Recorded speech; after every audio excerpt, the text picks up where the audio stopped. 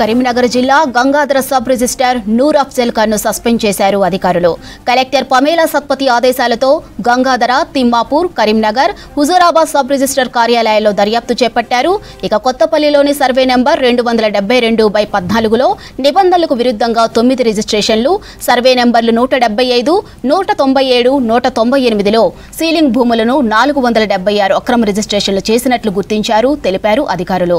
అప్పటి లోక్సత్తా అధ్యక్షుడు దివంగత నరేంద్ర శ్రీనివాస్ లోకాయుక్తకు ఫిర్యాదుతో ఈ సీలింగ్ భూముల రిజిస్ట్రేషన్లు కలెక్టర్ రద్దు చేయగా ఈ అంశంపై పూర్తి స్థాయిలో దర్యాప్తు చేపట్టి నూర్ అఫ్జల్ ఖాన్ను సస్పెండ్ చేసినట్టు తెలిపారు.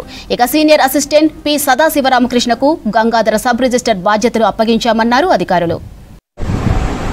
డిస్ట్రిక్ట్ కలెక్టర్ కరీంనగర్ గారి నుంచి మాకు ఆర్డర్స్ రావడం జరిగింది రిగార్డింగ్ సర్వే నెంబర్ 175, 197, 198, 175, 197, 198.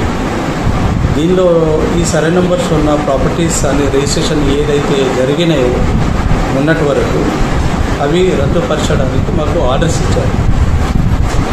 ఆర్డర్స్ ఎందుకు వచ్చిందంటే సార్ దానిపైన ఒక శ్రీనివాస్ గారు డిస్ట్రిక్ట్ ప్రెసిడెంట్ లోక్సత్తా కరీంనగర్ గారు అప్పుడు ఎప్పుడో 77లో 1997లో ఒక ఈ కేసు ఫైల్ చేయడం జరిగింది లోకాయుక్తలో. అయితే అప్పటి నుంచి కేసు నడుస్తుంది.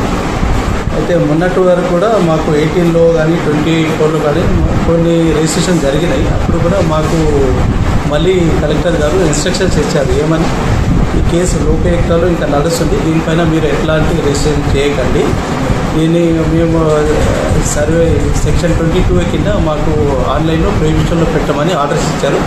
మేము దాని ప్రకారం సెక్షన్ 22లో ఆన్లైన్లో ప్రొహిబిషన్ పెట్టాము.